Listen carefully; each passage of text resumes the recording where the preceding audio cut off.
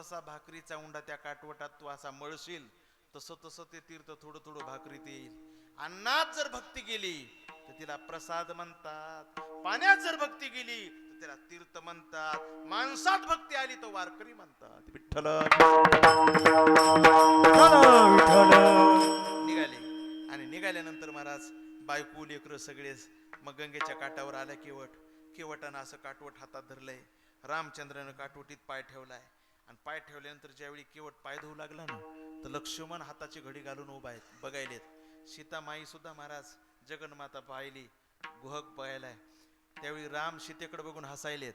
का म्हणून हसायलेत? सीतेला म्हणाले, सीते जनकानं एवढं रत्न तुझ्यासारखं मला दिलं पण तुझ्या बापाला सुद्धा मी पाय नाही धुवू दिले, एक डाव्या पायाचा अंगठा धुवू दिला. लक्ष्मणानं म्हणत, लक्ष्मण तुझा फणा आता इथं काही करीत नाही. क्षीरसागरावर मी तुझ्यावर झोपलेलो होतो शेषावर, त्यावेळी तू या हे केवट कासव होतं आणि कासवाला फणा मारित होतास, पण आता मात्र हे उष्ण फेडते बरं, तुझं काही चालणार नाही. पण प्रभूचा पाय असा लटलक लकलक हालू लागला, काटवट हालू लागलं. त्यावेळी लक्ष्मण मला एक केवट हात काटवट चांगलं धर, आमचे दादा पडतील. केवट म्हणला, लखन तुम्ही मध्ये बोलू नका. रामाकडे बघितले केवटानं, प्रभू खरं भीती वाटायली तुम्हाला पडण्याची? प्रभू म्हणले, होणार रे केवट, तुझा हात हालत असल्यामुळे मला वाटायला की मी पडल. थट्टा करता का प्रभू गरीबाची? बळीच्या डोक्यावर पाय दिला तेव्हा नाही भीती वाटली तुम्हाला? पाताळात घातलं त्याला तुम्ही आणि माझ्या हाताची भीती वाटते? असं म्हटल्यानंतर महाराज मग भीती जर वाटत असेल प्रभू तर एक काम करा म्हणला. काय करा? तुमचे ते दोन हात माझ्या मस्तकावर ठेवा, म्हणजे तुम्हाला भीती वाटणार नाही. मेरे सिर पे रख दो ठाकुर अपने ये दोनों हाथ, देना हो तो दीजिए जन्म जन्म का साथ, देना हो तो दीजिए जन्म जन्म का साथ. महाराज दोन हात ठेवले, केवटानं पाय धुतले आणि चरण तीर्थ सर्वांना वाटलं. पालता झोपला केवट आणि प्रभू केवटाच्या पाठीवरून गेले, अहंकार तुडून गेले, नावेत बसले आणि आता नाव निघाली. नकोस नौके परत फिरू, नकोस नौके श्रीरामाचे नाम गातया, श्रीरामाला पार करू. जय गंगे जय भागीरथी, जय जय राम दाशरथी. ही दैवाची उलटी रे माथ्यावर चाढणे मे, भाग्य आपुले आपुल्या हाती आपुल्यापासून दूर करू. श्रीरामाचे नाम गातया, श्रीरामाला पार करू. जय गंगे जय भागीरथी,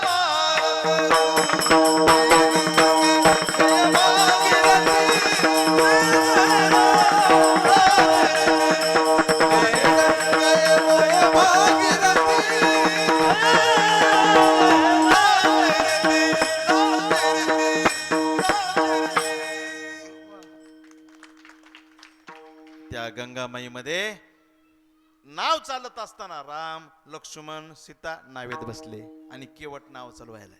आपण बी नावेत बसा थोडे वेळ बरं.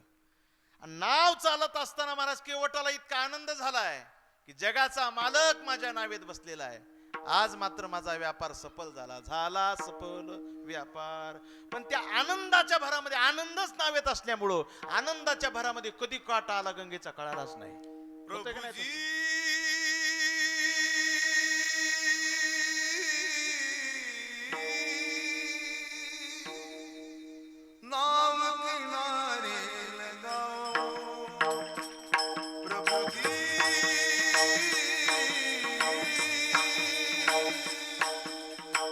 नाव किनारे लगाओ नदिया बगती दूतडी वा डूबत डूबत जाओ वा वा डूबत डूबत जाओ प्रभु जी नाव किनारे लगाओ प्रभु जी नाव किनारे लगाओ प्रभु जी नाव किनारे लगा प्रभु जी नाव किनारे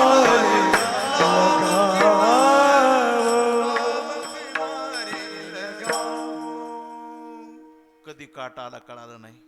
गरकून महाराज नाव केवटानं परत फिरवली. लखन म्हणले, केवट आम्ही काय पाण्यात फिरायला आलो? पाण्यात झोपून कंटाळा आलाय आम्हाला. पण केवटानं सांगितलं, प्रभुजी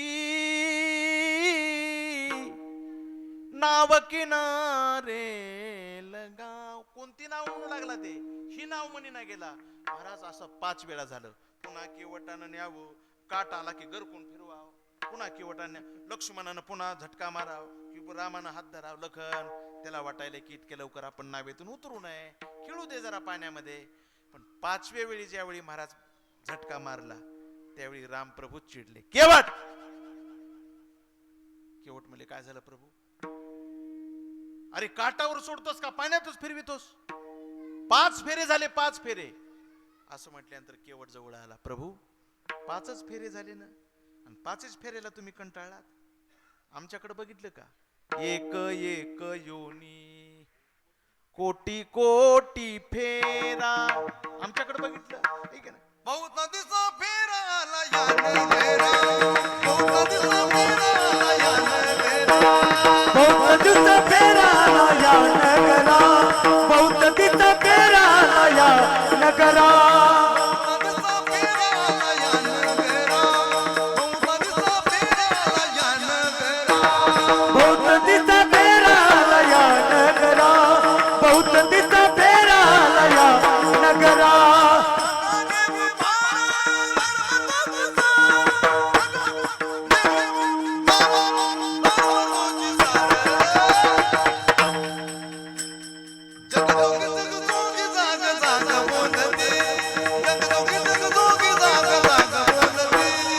जगजोगी जगजोगी जाग जाग बोलती जगजोगी जगजोगी जाग जाग बोलती